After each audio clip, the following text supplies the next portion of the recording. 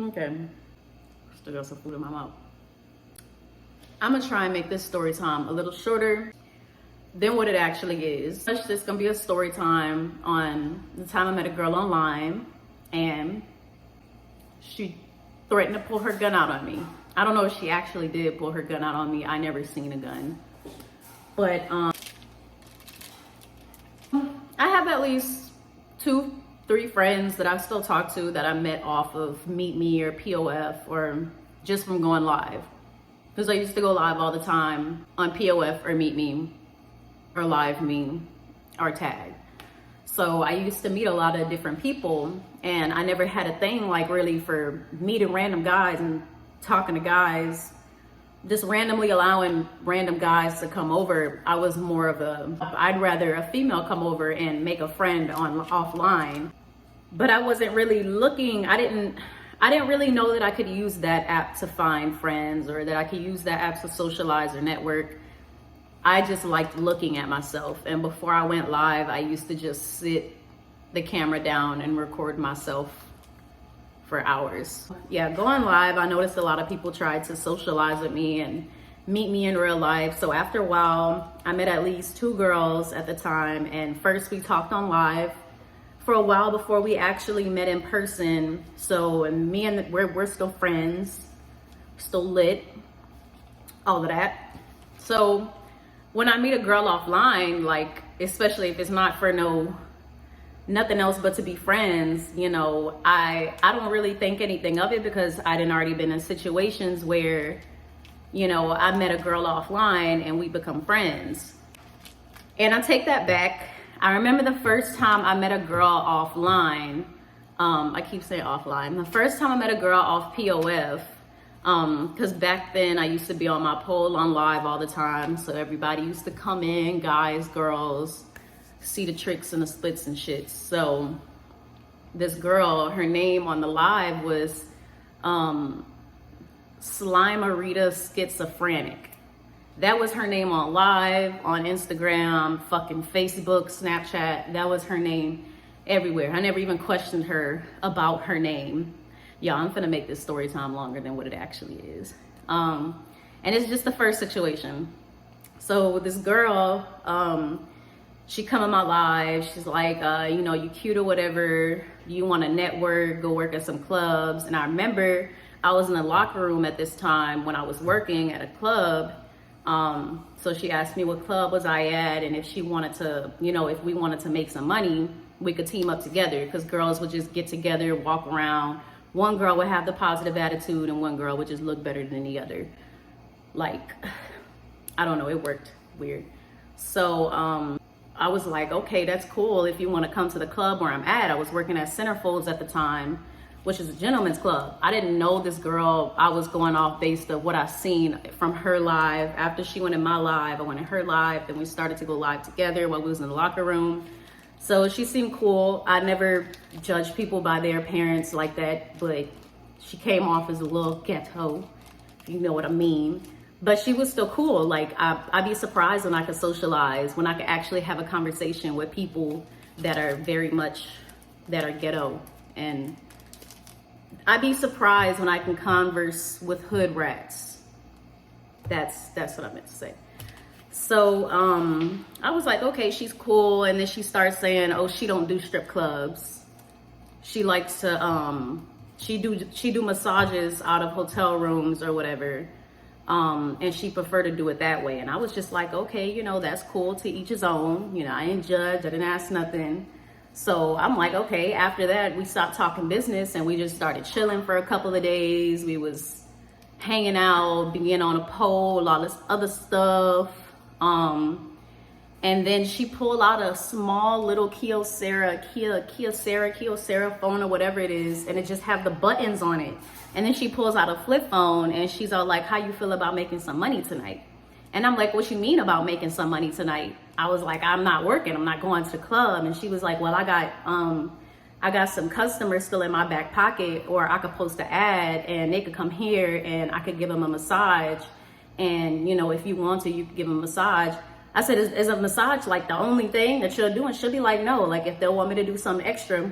And when I was It's called a baby stripper. When you first start dancing, it was like still within my first 2 years of stripping in general. So I was still a baby stripper. I didn't even know they was selling themselves in strip clubs. I didn't know there was sex trafficking going on in strip clubs, drugs, all this other extra shit. I didn't know. It took me time. It took me different clubs to learn what was really going on in and out of the club. I didn't know people do fucking hotel room massages or brothels or what do they call that? Home meetups or whatever. I was just open to a whole new world at that time, like understanding what she was talking about. So I was like, I don't know about that. I don't really feel comfortable because it's my place. Like, I was staying off West Park at the time. It was a nice little spot. They had a corner store in the apartment. And I always grew up watching cop shows. Like, so if I'm seeing something about prostitutes, like men leaving in and out of a hotel room, different men coming in and out of my apartment, on top of how much are you trying to sell yourself for? How much are you doing this for? So it was a little combative back and forth conversation, and she just dropped it that night. So the next day she came over, she had a wig, and it was my first time getting a wig on, a lace wig. And she was like, okay, you look cute. Can I take some pictures of you? Shut up. And she took some pictures of me or whatever. And she was like, this guy that I know said he willing to pay you $350 if you let him come over tonight and I give him the massage. And he said he wanted you to give him a massage. I was just like, how does he even know what I look like? I was like, I thought we talked about this yesterday. I was like, I'm good. Like, and me trying to say it in the nicest way because I'm realizing that this nice girl front that she put on was not the real person that she actually was. She was actually still a hood rat moving crazy as fuck. So yeah, so whatchamacallit, I'm trying to ease around saying, like, you know, I done already said no, like I'm good, like I'd rather go to the club and work. And she like, you don't make no real money in there, you can get money easily in your pockets if niggas just come and go. And I'm just like, in my house, I was just like, I don't think I'd be able to sleep at night. Like, I really wouldn't. So nothing happened between us. She just realized that I didn't want to do it, so she stopped hitting me up. Like 3 days later, she texted me and she was like, hey, can I get the wig back? I was like, okay. I forgot that I even had the wig on. But I was most definitely feeling myself, so that opened up a new era of wigs for me. But after that, I remember I would go on her live sometimes and she'll just be talking shit about how nobody ain't about making no money, and she riding around in her car and she ain't got nowhere to go. And yeah, we just fell out. I didn't talk to her. That was it. So, yeah, no beef, no nothing. So, I want to say after her, that's when I met another girl offline. Shout out to Shay.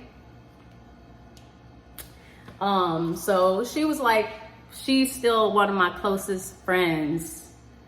So I'm like, okay, had a bad experience, had a good experience. And then I meet another girl. She is like pretty much my best friend at this point. After whatchamacallit, I meet her. I haven't, met any other girls offline for a while. So I want to say it was about 2 years later. 2 years later? Yeah, 2 years later, I finally meet another girl off POF. So I was live one day. She come in my live. Her name was Poison Ivy. And she was, talking about, oh, you cute. Oh, what can you do on that pole? Because I was just sitting there with the pole in the background. But I was like, if I get on the pole, I'm going to get blocked. And she was like, that's crazy because she get on the pole all the time. So we duoed and she was on the pole and she didn't get blocked. But when we duoed, it was like she had a bunch of people watching her and commenting. Like, her shit was active. My shit was always dry. Like, she obviously had a lot of fans. She was obviously on live. I remember she did tell me she's been on live since about 2013, 14, whenever they allowed POF and Meet Me to have a live. So yeah, we chatting it up or whatever. We talking, we're cool. She was like this light-skinned girl with curly hair, long nose, looked like a walking pterodactyl. But she was probably like 4'5", like at my shoulder, and she was half my size. Like she was at least 100 pounds. So I don't know. I'm guessing I was pretty lit the night before or whenever I did talk to her on the live, because the next morning I woke up and she texted me and she was talking about, you know, you still want to go out and you still want to do stuff. You still got plans or whatever. And I was like, oh shit, I forgot I had talked to this girl about us going out Friday night. So I want to say, I think she came over to my place first. Of course she did, because I didn't have a car at the time. But she came over to my place, and I remember our first conversation, it was like 20 red flags. The first conversation. One of the first things she started talking about, you know, when we was talking about the pole and the clubs and all this other stuff, she also was one of those types of girls that was like, she don't like the clubs, she liked to make her money online, or she liked to go sit in hotels, at hotel bars and dress up and find guys that way, like in the Lifetime movies, and bitches get picked up and thrown in a ditch. So he was trying to get me to do that, and I was like, no. You know, I thought we could go out somewhere like Bombshells, and she was just like, ew, she don't want to go to Bombshells, that shit is ratchet. And she was really bougie for somebody who lived in the slums, but she was like high maintenance. So it gave me like uneasy vibes, because I'm humble and I'm content and I don't like to act like I'm the shit.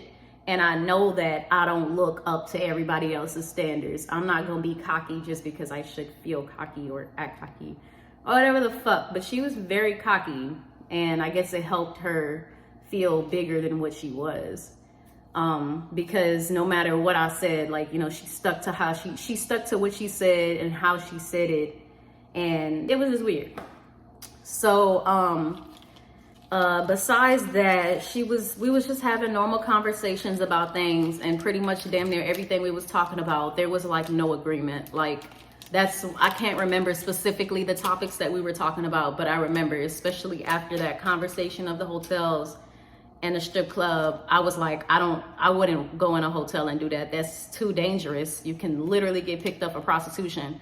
And she was like, it can be the same in the strip club. I said, yeah, if you're fucking in the strip club, where else are you supposed to do it? Oh. So then she like backdoor and make it seem like she wasn't fucking for money. Like later on around the day, when everybody, me and my friends, was all talking about stuff, it's like she tried to backdoor and make it seem like she didn't just tell me earlier that she likes to sit and get tricks in hotels, and all of a sudden she starts to say, oh no, that shit nasty, I would never fuck on a nigga for money and all this other shit. Like, she was dead ass serious. So after this 2-hour conversation, I let her know that my other friends are coming over and we all gonna go out together and do stuff together. So she like, that's cool, that's cool. I always wanted a group of friends. We could be the new Powerpuff Girls. She said that. So I had called my ex-friend, dusty ass bitch. I called my ex-friend and my current friend, and they came over to my apartment, and I remember we was all talking, and my ex-friend, she was like a weird ass, she was weird, so she just sat there and she never said shit. But my current friend, she gonna try and, you know, she gonna make conversation. So she trying to make conversation with the girl, you know, they all cool or whatever. So, you know, the vibes are cool. I think I was playing music. And then we started talking about the plans, trying to get the plans in order. So this is where shit started going a little sideways. So we talking about the plans. After she said she didn't want to go to Bombshells. So we like, okay, we could pregame over at my friend's house, and then we can head to a restaurant that she chose called Maggiano's. I can't remember. I don't know. It was an Italian restaurant, and I'm a seafood ass person, so of course I'm gonna get shrimp pasta. But just thinking about this, just so many red flags. But during the time I was taking Xanax quite heavily, so it was like I could give a fuck. It was like, this is weird, but I'm taking a chance on something new like I always do. So fuck it. Like, I really just had a fuck it mindset. So I get ready at my place. My ex-friend, musty ass, she was already there, so she was ready. So old girl Ivy said she just needed to go to her house and get ready.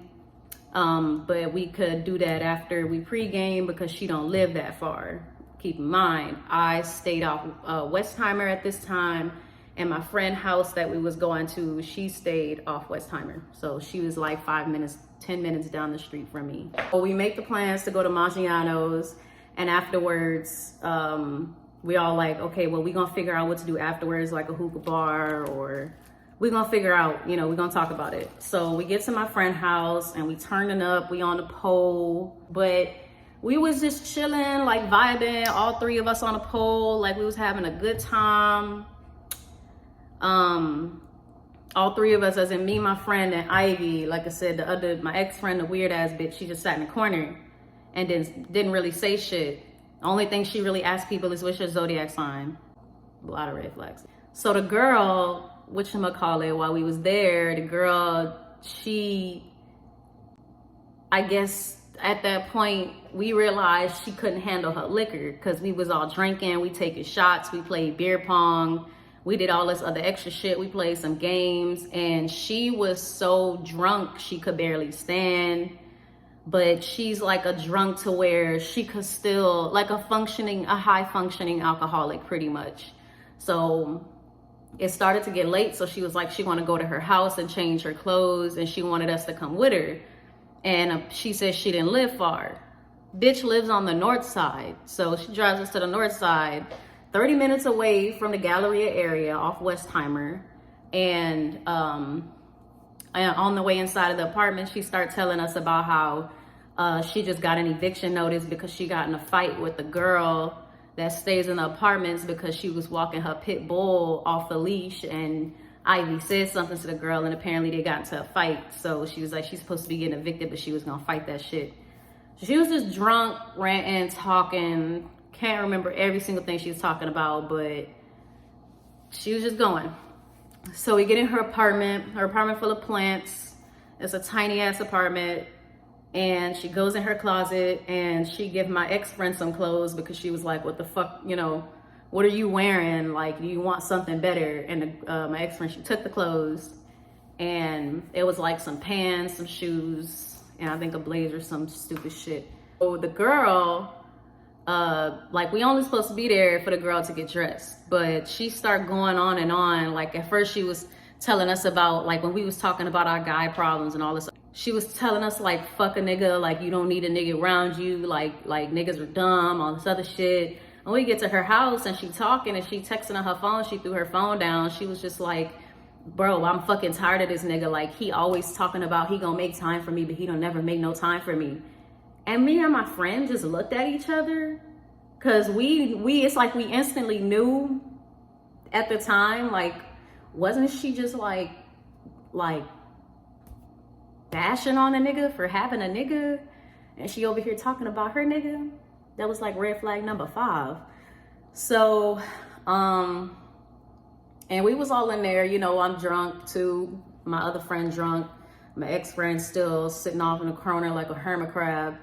And whatchamacallit. And we just all having conversation. Everything's still good or whatever. So it's like 30 minutes later and we finally heading out. This is where the problems start to come in. So she dressed like a fucking, I don't know, she dressed like she in a Sherlock Holmes movie. Like, she had on this long black elegant dress with a fedora and like some, I don't know, she looked like she was finna go sit in a hotel and sell pussy. So I felt underdressed, everybody else felt underdressed. And it's because, of course, we didn't know where we was going. We just know we going to this restaurant called Maggiano's. I didn't look it up to see that it was like a 5-star restaurant. So we walked in there and it was just like eyes everywhere, like a nice ass restaurant. And like, I may sound weird for saying this, but there was only 3 people. And I could tell that because when you walk in some place that's big and open and you only see 3 black faces in the whole room, and it looked like at least 50 to 60 people in the restaurant. I don't know how to count, but it was a lot of people and it wasn't a lot of black folks. So you got 4 of us walking in here looking the way that we looking because this is where you wanted to go. And I'm guessing she might go sit at like elegant restaurants too to meet up with guys or to try and draw attention to herself by drinking wine. So the wine. So we sit down at the table and the first thing she's talking about is we all need to try this wine. So my ex-friend, I remember she wasn't really saying nothing at the time. So I think the girl Ivy, she finally got a little frustrated. And my ex-friend was like on live the whole time, pretty much while she wasn't saying nothing. She'll just be on live, barred out, just staring at herself, or just on live, just barred the fuck out with the phone just facing her, just staring. So the girl Ivy snatched the phone and was like, bitch, ain't nobody watching your live anyways. Exit out that shit. And she exited out her shit. So I ain't say nothing. I didn't feel no type of energy. The only thing I felt was liquor and Xanax in my system. But I noticed the situation. But my other friend was also live too. And she was live. Ivy was live also. I was the only one that wasn't live, mainly because my phone was finna die. So yeah, she starts telling us about the wine, how we need to try the wine, and she gonna order it for us. And we all letting her know, you know, like we wasn't expecting for these prices when we came here. So we gonna get something small, you know, we ain't gonna pay for the wine. And she was like, no, I got y'all. Yeah, don't touch it. So I'm and then in the middle of this, I'm texting my other friend who wasn't there, but she was inviting me out to Slick Willie's, which is a pool hall. And she was like, it's her homegirl birthday and they throwing stuff, they doing stuff. So I let them know at the table. I'm like, hey, my homegirl said that she gonna be at Slick Willie's, which was like 5 minutes down the street off Westheimer. We could join, you know, if we want to. So, you know, everybody was like, all right, that's fine, cool. But keep in mind, we all in her car. So I guess she didn't get the message. We sitting at the table, we loud, didn't even notice it. They put us all the way in the back in the corner where we could not be seen. Wine comes, I don't fucking like it. So I don't finish it, I don't drink it. So my pasta comes, I eat the fuck out of that because it's Maggiano's and they pasta is bussin'. So, hold on, I gotta eat this. Skip from red flag number 7 to red flag number 10 because there was already a lot of red flags that I passed up to number 7. Number 10 red flag. We get the bill $200, of course. There's 4 of us. 200 divided by 4, 50. So we looking at each other like, how in the fuck do we have a $50 bill each? And then we're remembering, oh yeah, somebody ordered each and every one of us a glass of $15 wine. So we was just all looking at each other. We like, all right, fuck it. We just finna pay this $50. And a girl pulled out her card and she was like, no, you know what? I got it. Y'all my new friends, y'all my homegirls, y'all came out with me. We gonna turn up. So we like, oh, okay, all right, bet, cool. Ain't nobody offered to pay her back. Ain't nobody said nothing because the fuck? It was just weird. So after that, we take off and this is where shit start going left. I got a blunt rolled. Hoes hate under my pictures on the gram. Bitch, you better hope I never run across your man. In the mall with him, I'ma have a ball with him. Somebody got Rihanna, I'ma buy some draw with him. He fucking with the stallion cause he in the wild women. Put them legs on his head, now he love tall women. You'll never catch me calling these niggas daddy. I ain't lying about my nut just to make a nigga happy. Lifestyle when a nigga can't fit a magnum. It never happened if the dick wasn't snapping. I'm a hot girl, I do hot shit. Spend income on my outfit. I don't text quick, cause I ain't thirsty. These bitches mad, they wanna hurt me. I'm a hot girl, I do hot shit. Spend income on my outfit. I don't text quick, cause I ain't thirsty. So I'm sitting in the car with the blunt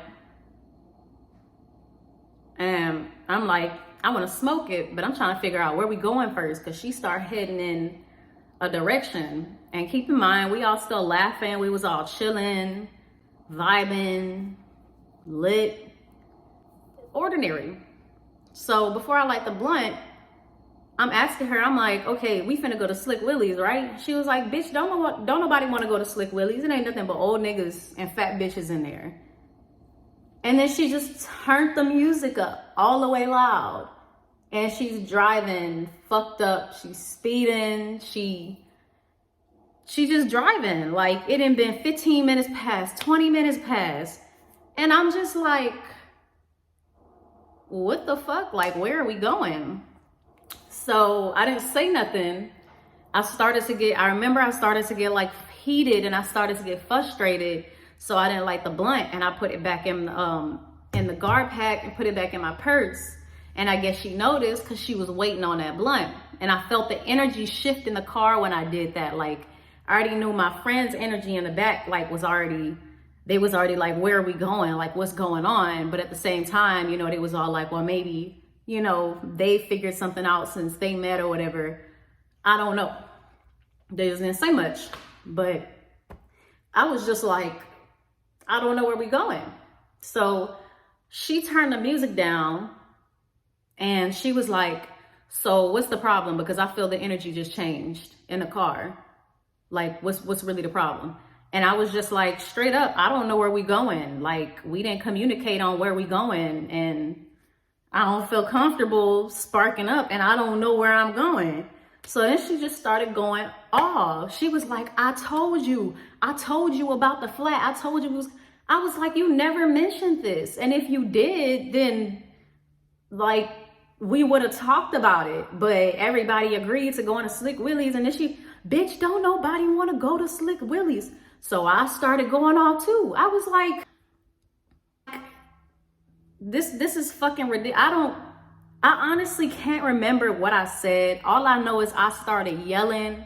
I started going off. I started cursing her out. I was like, bitch, like, take us home. We don't know where the fuck we going. Like, what's really going on? So little did we know, we already at the fucking spot when she pulled over, and she's all like, get the fuck out of my car. Get out of my car, bitch.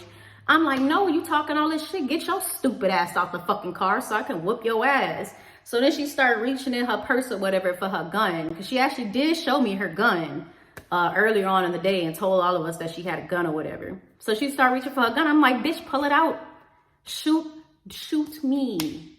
Shoot me, please. I'm just yelling at her. I'm talking about drop your fucking gun and fight me, all this other shit. She didn't even get out the car. My other friend's still in the car. She was trying to converse with them. Oh, your friend is stupid. Your friend is dumb. This bitch this bitch that.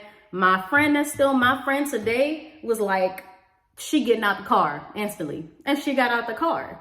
My ex-friend, she tried to stay in the car and sit in the car. Probably because she was like already barked the fuck out and drank too much. But she was out of there. And still wearing a girl clothes, keep in mind. So the girl, apparently before my ex-friend got out the car, asked her for her clothes back, but she didn't give all of her clothes back. Because there was continuous beef after the fact, after the situation happened. So pretty much after that, I'm just yelling at her and shit. I'm going off, and I look across the street and I see this building that says The Flat.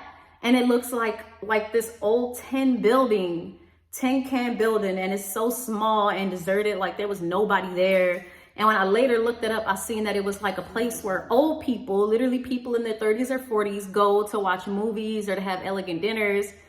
It's actually like a ducked off spot for older people to do age appropriate things. I don't know, but me and all my other people in the car, we under the age of 24 at the time. So it was just like, why are you taking us here?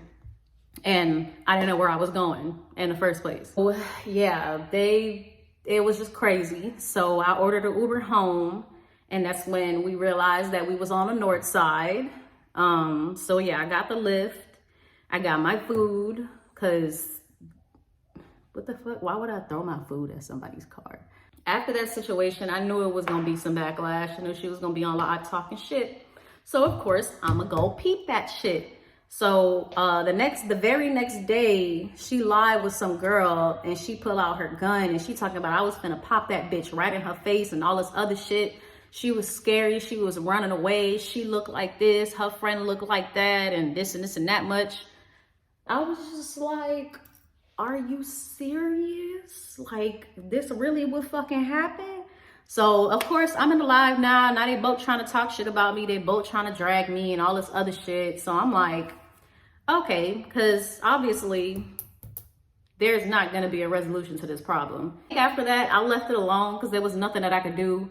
She coming in my live talking shit to me. I'm going in her live talking shit to her. We blocked each other, making different accounts to talk shit to each other. It was just dry. So then all of a sudden, she's still texting me. She's texting me from other numbers because I didn't block her. Calling me scary, calling me a hoe, calling me all this. Talking about I work in strip clubs and this and that much. And I'm selling myself. I was just like, okay. I didn't respond to it.